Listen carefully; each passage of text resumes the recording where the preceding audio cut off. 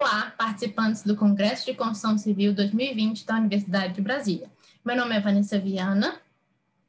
E eu sou Ana Beatriz Pina. E nós viemos apresentar o artigo Análise Estatística das Variações em Orçamentos como ferramenta da tomada de decisão. Como demais autores, nós temos a pesquisadora Lícia Araújo e a professora Michele Carvalho. Nós somos todas pesquisadoras da Universidade de Brasília. Passando então para o conteúdo da apresentação, vamos iniciar com uma breve introdução, metodologia, passando então para os resultados e discussões, conclusões, bibliografia e então os agradecimentos. Bem, na introdução, nós temos no panorama da orçamentação uma falta de legislações ou metodologias paramétricas que determinem como devem ser levantados os custos da construção civil.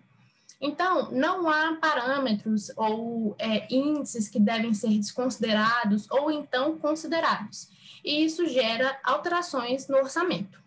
Um desses fatores em potencial que pode alterar é o transporte dos materiais dentro do canteiro de obras.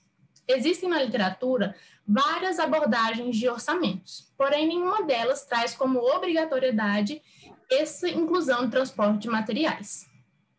Falando então de orçamentação no Brasil, é importante falar da base orçamentária mais utilizada aqui, que é o SINAP. O SINAP tem uma abordagem tradicional, porém, em 2018, ele adaptou uma nova composição, que inclui esse transporte de materiais no canteiro de obras. Então, o objetivo do nosso estudo é avaliar estatisticamente o transporte de argamassa e blocos de vedação dentro do canteiro de obras, como um fator de alteração do orçamento. A metodologia que nós utilizamos foi dividida em 3 etapas, todas aplicadas a um estudo de caso, Minha Casa Minha Vida, em Cabo de Santo Agostinho, no Pernambuco. A primeira etapa foi a formatação de orçamentos baseados no método SINAP original e também na nova metodologia SINAP, com uma aferição do transporte horizontal e as possibilidades pela árvore de fatores dos materiais em estudo. Como segunda etapa, foram definidas as hipóteses sobre o impacto da consideração dos custos dos transportes em diversos materiais de canteiro de obras, que no caso nós utilizamos argamassas e blocos cerâmicos, e a realização das análises estatísticas descritivas, onde a gente busca comprovar ou não a normalidade desses dados por meio de testes como Kolmogorov e Smirnov e Shapiro-Wilk. Por fim, a terceira e última etapa foi a realização da inferência estatística, onde é possível justamente verificar, a partir de testes como variância paramétrica ou não paramétrica de ANOVA ou Wilkinson, se as hipóteses são válidas ou não. A primeira etapa, então, dos resultados foi aplicada nesse projeto Minha Casa Minha Vida, onde em 190 amostras tivemos acesso ao orçamento discriminado. Esse orçamento foi disponibilizado pela empresa que executou o projeto, e dentro desse material disponibilizado também era apresentado o fluxo dos materiais no canteiro de obras, como pode ser visto na figura. Esse exemplo é para os blocos de vedação. Os caminhos em azul mostra o caminho que foi feito, então, pelo transporte dentro desse canteiro. Foram analisados, então, além do bloco de vedação, também o fluxo da argamassa de revestimento.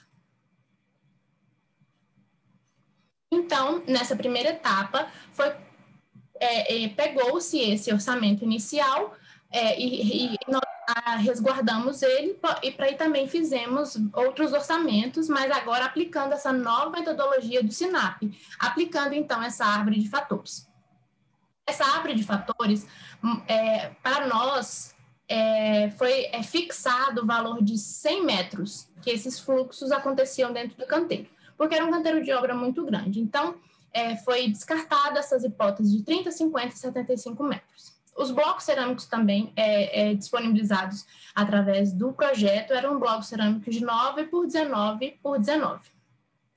No caso da argamassa, foi identificado 2 possíveis transportes e também foi fixada a distância de 100 metros. Então, com isso, nós fizemos os orçamentos para todas essas possibilidades apresentadas pela árvore. E aí, então, na segunda etapa, nós calculamos através do programa SPSS, que é um programa estatístico, essas medidas descritivas para esses dois grupos de orçamentos. Então, na tabela 1, nós temos resultados para as análises descritivas para os blocos cerâmicos nas 4 hipóteses que levantamos, né? Que foi sem o transporte, não considerando o orçamento, perdão, sem considerar o transporte, e para as outras 3 opções, considerando o transporte, e para na tabela 2, os resultados das análises descritivas para a argamassa sem transporte e para a argamassa com a jerica e com a mini carregadeira. Então, aqui nessa segunda etapa, nós também temos as apresentações dos resultados dos testes de Kolmogorov-Smirnov e do Shapiro-Wilk, tanto para blocos de vedação, né? Aqui mais escrito mais detalhadamente, com carrinho plataforma, carrinho mini pallets e manipulador telescópio, e argamassa com a jerica e a mini carregadeira. Nessa segunda etapa da estatística descritiva, também foi possível avaliar os histogramas desses diferentes orçamentos. Podemos ver aqui que esses histogramas não apresentam uma configuração de sino, e essa configuração de sino normalmente mostra uma normalidade dos dados. Esse resultado também é apresentado pelo teste Shapiro-Wilk e de Wilkescombe, também apresentaram essa distorção nos valores. Alguns apresentaram valores tendendo à normalidade e outros não. Porém, juntando e avaliando todos os resultados que identificamos, consideramos que nossa amostra era uma amostra não normal. Ou seja, não seria possível aplicar testes paramétricos. Optamos, então, por aplicar testes não paramétricos e aí seguimos para a terceira etapa da nossa metodologia. Na terceira etapa, a gente apresenta aqui as hipóteses que foram levantadas. A hipótese, no caso nula, seria de que o transporte não altera no orçamento final para qualquer tipo de transporte que a gente escolhesse utilizar. E a hipótese alternativa seria de que este transporte altera, sim, no orçamento final. Como resultado do teste aplicado de Wilkinson, que é o que é utilizado para testes não paramétricos, nós podemos perceber que, para blocos cerâmicos, que são os 2 primeiros casos, esse transporte não alterou no orçamento final, seria o caso de um carrinho plataforma ou de um carrinho mini pallets. Já para a terceira coluna, a gente pode ver, na terceira linha, que o manipulador telescópico mostrou, sim, que o transporte altera o orçamento final para blocos cerâmicos. Os 2 últimos resultados, que conferem as 2 últimas linhas, tratam-se dos resultados para transporte de argamassa, onde a gente pode ver que ambos rejeitaram-se a hipótese de que o transporte não altera. Logo, para todos os casos de argamassa, tanto quando a gente tem a jerica quanto o manipulador telescópico, é possível ver que eles alteraram, sim, o orçamento. Seguindo, então, para as conclusões, foi possível, então, perceber que para os blocos cerâmicos, os transportes que exigiam mais mão de obra não alteraram no orçamento. No entanto, o uso de maquinários mais complexos, como, por exemplo, o manipulador telescópico, indicou que isso encarece o empreendimento.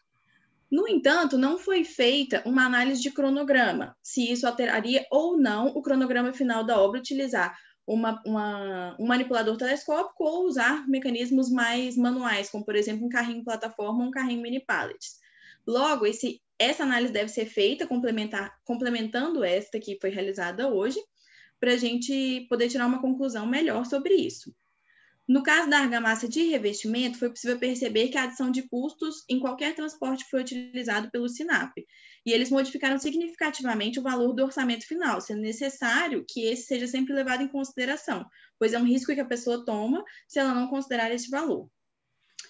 Conclui-se, então, que a inclusão do transporte horizontal, tratando de materiais de revestimento, influencia, sim, no orçamento de maneira geral, e sabe-se que o fator é pouco considerado até hoje, e, sendo assim, é melhor que tenham-se mais estudos que sejam da vertente do início para que os orçamentos sejam melhorados e cada vez mais precisos. Então, aqui temos a bibliografia, as principais bibliografias do nosso estudo. E, por fim, encerramos com os agradecimentos, né, à Coordenação de Aperfeiçoamento Pessoal de Nível Superior, CAPES. Então, no mais, agradecemos a todos os ouvintes, e é isso. Obrigada. Obrigada.